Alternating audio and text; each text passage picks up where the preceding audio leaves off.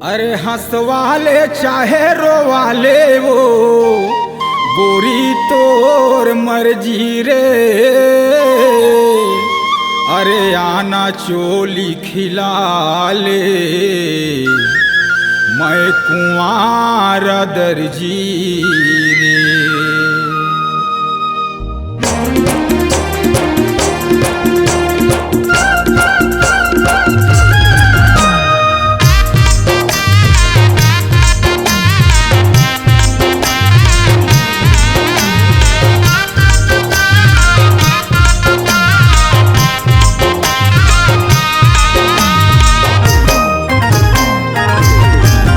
मैं कुंवारा दर्जी खिलता हूँ जल्दी जल्दी, मैं कुंवारा दर्जी खिलता हूँ जल्दी जल्दी। आ गोरी तय चोली खिला ले वो, और लंबा है बेलाउज कटा ले न वो, गोरी मोला दुल्हा बना ले न वो। लंबा है बेलाउज कटा ले न वो, गोरी मोला दुल्हा बना ले न वो। मैं कुंवारा दर्जी खिलता हूँ जल्दी जल्दी, मैं कुंवारा दर्जी खिलता हूँ जल्दी जल्दी।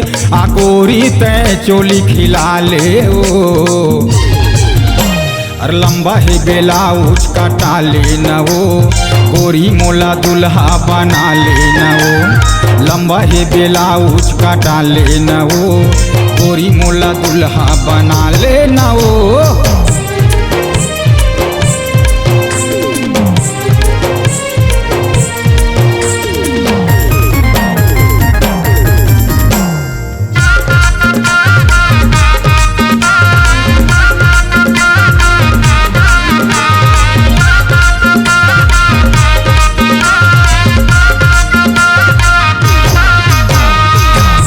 दे हों विदेशी कटीन, छाती रही ही उघरा रे, छाती रही ही उघरा।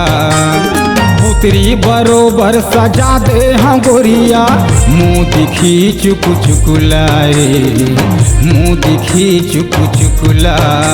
सितारा लगा दे हम चारों कोती वो, दांत तोरे चमके हीरा मोती वो। आ संगमा मोर फोटो खिंचा ले रे, और लंबा है बेलाउज कटा ले न वो, गोरी मोला डौका बना ले न वो। लंबा है बेलाउज कटा ले न वो, गोरी मोला दुल्हा बना ले न वो।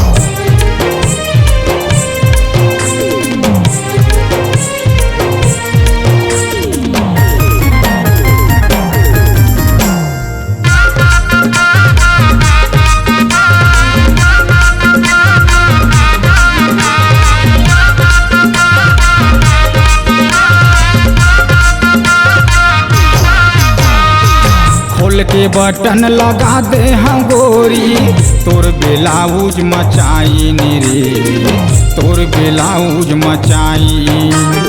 ऐसन का तो रूप में मोहनी भरे है, तूरा मन मारे तो ललाई नी रे, तूरा मन मारे तो ललाई।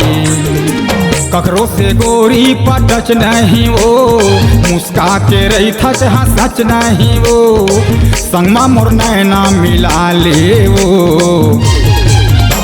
और लंबा है बेलाउज कटा ले न वो, गोरी मोला रसिया बना ले न वो। लंबा है बेलाउज कटा ले न वो, गोरी मोला दुल्हा बना ले न वो।